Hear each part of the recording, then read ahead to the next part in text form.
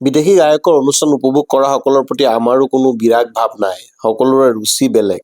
কথাটো কয় ধানটোৱে প্ৰতি কণটো, মানুহটোৱে প্ৰতি মনটো।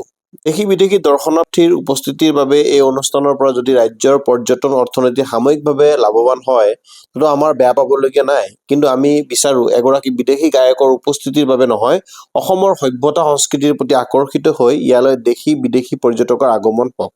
নমামি ব্ৰহ্মপুত্ৰ দেশজুৰি মহাবীৰ আছিতৰ গুণগৰিমা প্ৰচাৰ, বিহুৰ বিশ্ব ৰেকৰ্ড, ঝুমুৰ নৃত্য প্ৰদৰ্শন, চৰাইদেউক ইউনেস্কোৰ তালিকাত স্থান, অসমীয়াক ধ্ৰুপদী ভাষাৰ মৰ্যাদা, এডভান্টেজ আছামৰ নামত দেশে-বিদেশে প্ৰচাৰ অভিযান আৰু শেহতীয়াকৈ জুবিন ক্ষেত্ৰ আদিৰ প্ৰতি আকৰ্ষিত হৈ দেশী-বিদেশী পৰ্যটক অসমলৈ আহক আৰু তাৰ বাবে প্ৰয়োজনীয় আন্তঃগাঁথনি আৰু সা-সুবিধাৰ প্ৰসাৰ ঘটাওক।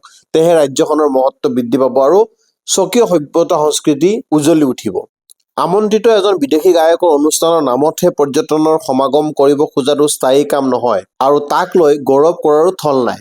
শুনিবলৈ বেয়া, শিলঘাটৰ মৰাপাটৰ কলটো চাবলৈকে 2 বছৰমান আগতে স্কটলেণ্ডৰ পৰ্যটক আহিছিল আৰু কলঘৰৰ চৌহদত প্ৰৱেশ কৰি স্থানীয় লোকৰে বিহু নৃত্যতো ভাগ লৈছিল। খবৰ পোৱা মতে চৰকাৰৰ হেমাহিৰ বাবে সেই কলৰ দ্বিতীয় ইউনিটটো কেইদিনমান আগতে বন্ধ হৈ গ'ল।